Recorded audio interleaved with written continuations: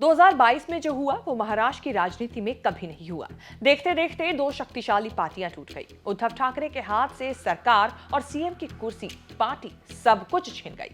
Anti narcotics task force highly professional बंदे higher कीते ने, चाहे वो लॉ अफसर होण, चाहे वो फोरेंसिक दे होण, चाहे होर जांच दे अधिकारी होण, ते अपनी होणगे इन्हां दे। पंजाब सरकार में है नशे के खिलाफ जीरो टॉलरेंस। पंजाब सरकार का एक और कठोर कदम। शिकायत दर्ज करवाने के लिए मैसेज करें 9779100200 पर।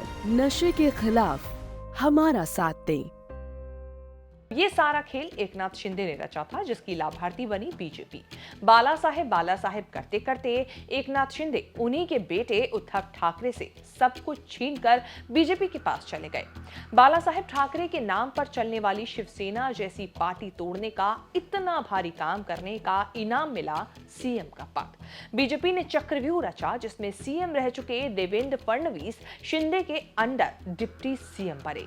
उसी चक्रव्यूह का ऐसा एक्सटेंशन हुआ कि शिंदे मजबूर हो रहे हैं फडणवीस के अंडर काम करने के। 2 साल में वक्त ने ऐसी पलटी खाई कि क्या से क्या हो गया। बीजेपी की जिस दोस्ती के लिए शिवसेना और उद्धव ठाकरे से धोखा किया, वही आज इतनी मजबूत बन गई कि शिंदे को चमका रही है। ये गारंटी है कि एकनाथ शिंदे दोबारा सीएम नहीं बनेंगे। बीजेपी अड़ गई कि अब की बार सीएम फडणवीस बनेंगे। सीएम साहब एकनाथ शिंदे या तो मजबूर होकर डिप्टी सीएम बन जाएं या अपने गांव सतारा चले जाएं। शिंदे कोई भी शर्त मनवाने की स्थिति में नहीं है। कोई और चारा नहीं देखकर एकनाथ शिंदे सतारा में अपने गांव चले गए हैं। दिल्ली आए थे अमित शाह से मिलने। उदास और उतरा हुआ चेहरा वायरल हो गया। देवेंद्र फडणवीस और अजीत पवार ने खुश होकर अमित शाह से मिलने की फोटो पोस्ट की। उन्हीं फोटोज में हताश निराश दिखे एकनाथ शिंदे। बीजेपी ने पहले इस्तेमाल किया, अब छोड़ दिया। उद्धव ठाकरे खुश हैं कि जो बदला वो नहीं ले पाए, वो बीजेपी ने ले लिया। शिंदे के दुख में कांग्रेस शरद पवार का ये सुख है कि शिंदे के कारण ही अच्छी खासी सरकार गिरी थी। ऐसी ही एक और फोटो चुनाव के बीच देवेंद्र फडणवीस ने शेयर की थी, जिसमें फडणवीस, शिंदे और अजीत ठाकरे ठहाके लगाते दिखे। शिंदे ने फडणवीस और अजीत पवार का हाथ पकड़ा हुआ था, लेकिन महीने भर में कैसे राजनीति और कैसे शिंदे का चेहरा बदल गया, ये तस्वीर दिखा रही है। एकनाथ शिंदे अब भारतीय राजनीति के ऐसे एक स्टार हैं जो 2 साल में जितनी तेजी से ऊपर चढ़े, उतनी ही तेजी से नीचे उतरे हैं। नीचे उतरे तो जमीन भी किसकी मिली? सतारा के जिस गांव में मुंबई आकर राज किया, उसी गांव की ओर लौटे हैं।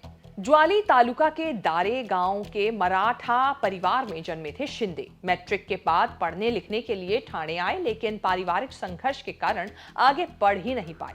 कॉलेज ड्रॉप करके सड़क का संघर्ष शुरू हुआ। पारिवारिक जरूरतों के लिए ऑटो चलाने लगे ठाणे में। उन्हीं दिनों बाला साहेब ठाकरे ने शिवसेना बनाई थी। बाला साहेब के जोरदार भाषणों ने शिंदे को खींचा शिवसैनिक बनने के लिए। ठाणे में आनंद दीगे शिवसेना के वफादार थे। आनंद दीगे को मेंटोर मानकर चल पड़ी शिंदे की राजनीति। आज भी एकनाथ शिंदे जितना बाला साहेब ठाकरे को पूछते हैं, उतना ही सम्मान आनंद दीगे को देते हैं। एकनाथ शिंदे की जिंदगी में 2000 में भूचाल आया, जब 11 साल का बेटा दीपेश और 8 साल की बेटी सुभद्रा पानी में डूबकर मारे गए। महीनों तक शिंदे डिप्रेशन में रहे। कहा जाता है आनंद दीगे ने शिंदे को डिप्रेशन से निकालने में बड़ी मदद की। शिंदे को जीने का मकसद समझाया और राजनीति में एस्टैब्लिश किया।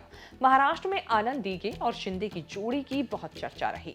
2022 में मराठी में धर्मवीर नाम की फिल्म आनंद दीगे और एकनाथ शिंदे पर बनी थी। कहा जाता है कि धर्मवीर फिल्म में जो दिखाया, आगे चलकर रियल लाइफ में वही हुआ। 2001 में आनंद दीगे का निधन हुआ। उससे पहले उन्होंने शिंदे को राजनीति में लॉन्च कर दिया था।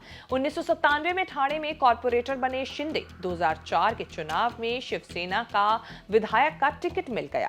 तब से शिंदे ने पीछे मुड़कर नहीं देखा। आनंद दीगे का साथ छूटा तो पूरी तरह बाला साहेब को समर्पित हो गए। 2005 में बाला साहेब ठाकरे ने शिंदे को ठाणे शिवसेना का अध्यक्ष बना दिया। शिवसेना में शिंदे और उद्धव ठाकरे लगभग एक ही समय में राजनीति में आगे बढ़ते रहे। उद्धव ठाकरे बाला साहब के बेटे थे। एकनाथ शिंदे का बैकग्राउंड था गरीब घर का ऑटो ड्राइवर। उन्हीं दिनों बाला साहेब ने भतीजे राज ठाकरे को नाराज करके उद्धव ठाकरे को अपनी राजनीतिक विरासत सौंप दी। शिंदे जितने वफादार बाला साहेब के रहे, उतने ही भरोसेमंद उद्धव ठाकरे के भी बने।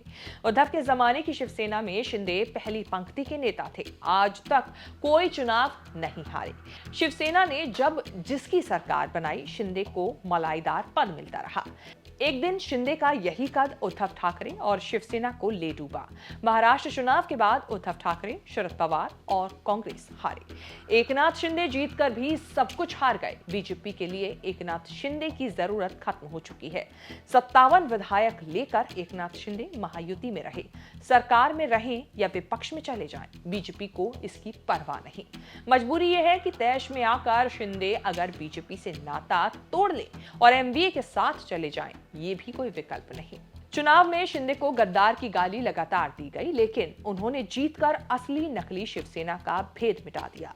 असली शिवसेना बन गए, फिर भी खाली हाथ रह गए। बीजेपी महाराष्ट्र की सबसे बड़ी पार्टी बन गई। बीजेपी ने 149 सीटें लड़कर 132 सीटें जीत ली। 4 निर्दलीय भी साथ आ गए तो बीजेपी के नंबर हो चुके हैं 136। बहुमत से सिर्फ 8 कम। बहुत थोड़ी की जरूरत रह गई है बीजेपी को।